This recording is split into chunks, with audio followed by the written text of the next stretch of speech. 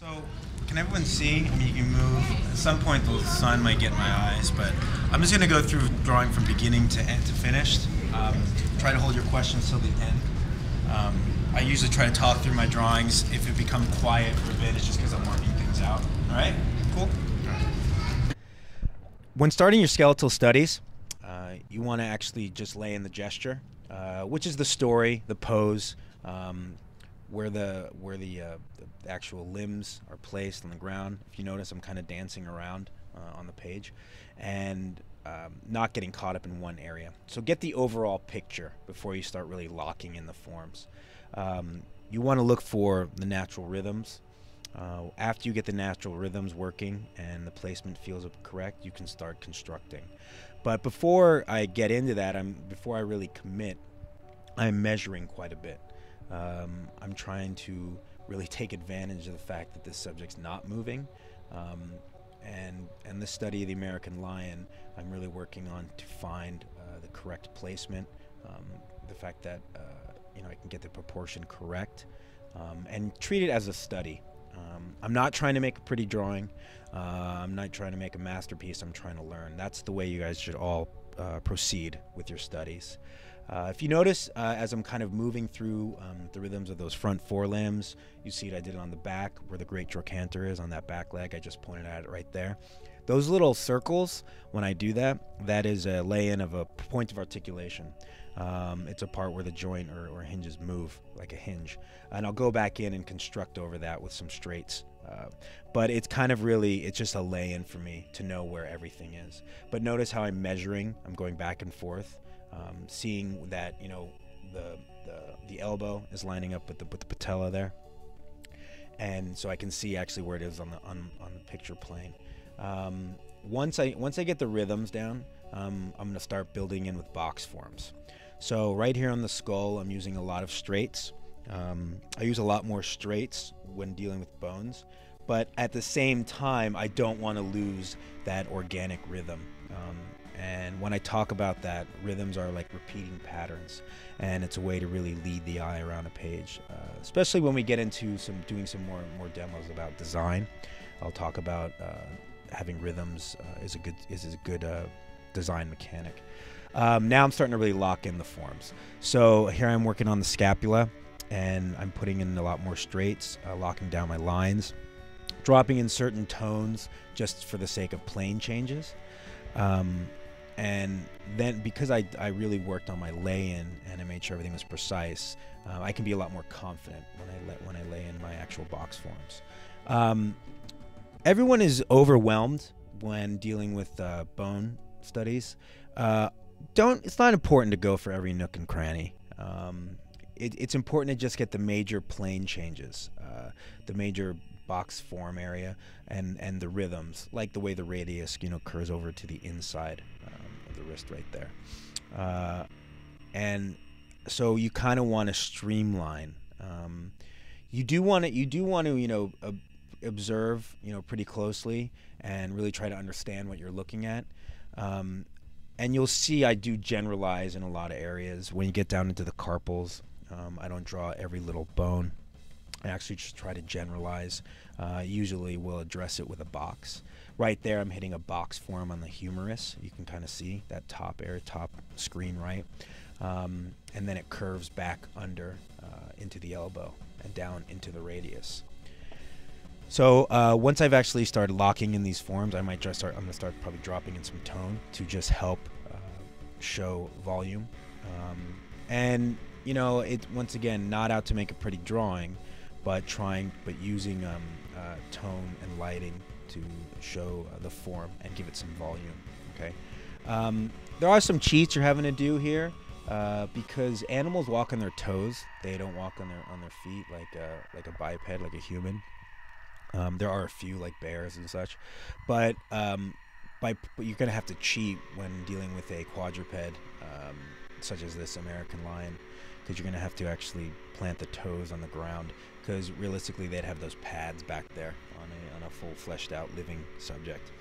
So it's a little bit of a cheat, because you always want to try to show weight with your animal drawings, make them feel like they're actually standing there. So that's why it's good to understand the ground plane, where things hit the ground. and it'll also give a sense of dimension.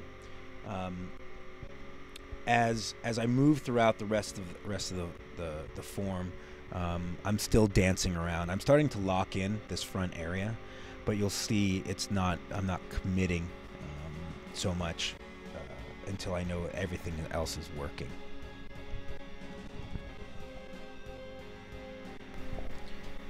All right.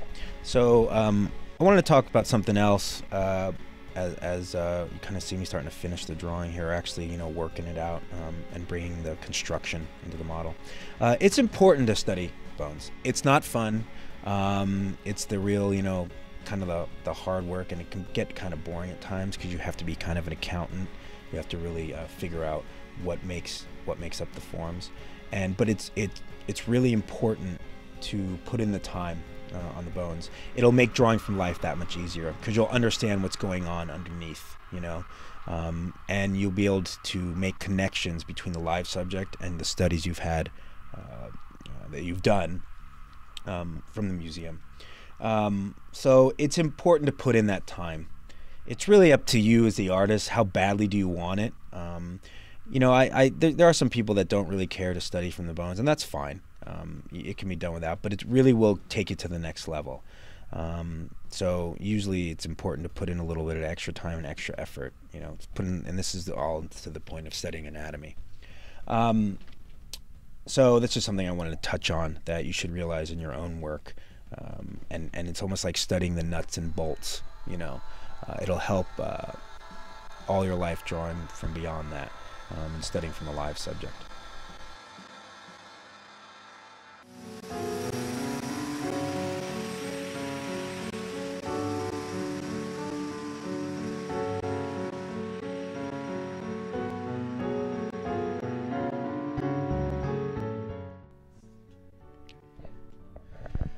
So I talked about before how I streamline in a lot of areas, especially look how I'm dealing with the tarsals and down to the toes. I'm not drawing every, like I said, nook and cranny.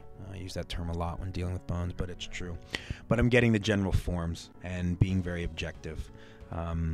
You use a lot of tubes and boxes and different three-dimensional geometric shapes when constructing the figure. And I do the same thing here, but I'm a little bit more exacting, not so much with every little nuance of the bone, once again, nook and cranny, but more about the plane changes, making it feel that it has volume. You don't want it to look flat, and you want it to feel like it's actually taking up space. So as I mentioned before, that's why I'm doing a tone drawing here to really help show the volume of the skeleton. So if you see what I'm starting to do here with the tail, is it's all about composition and leading the eye through the page. I'm leaving that tail to hit that back screen right foot, and it bounces you back down into those front forelimbs, keeping you back within the form. I want to lead the eye around the page. So that is an artistic choice right there, taking a little bit of an artistic liberty. When dealing with the rib cage or the spine, I'm never too exact. I usually just lay it in with a general cylindrical form and then look for the plane changes. I'm not going to draw every rib. I'm not going to draw every vertebrae. For me, it's not important to do that. Look how I'm dealing with the spine. It's almost just a long tube, because I'm not doing an analytical scientific drawing. I'm doing to understand what's going on underneath the live form. Once again, that's why it's so important to study bones and get out to those museums when you can.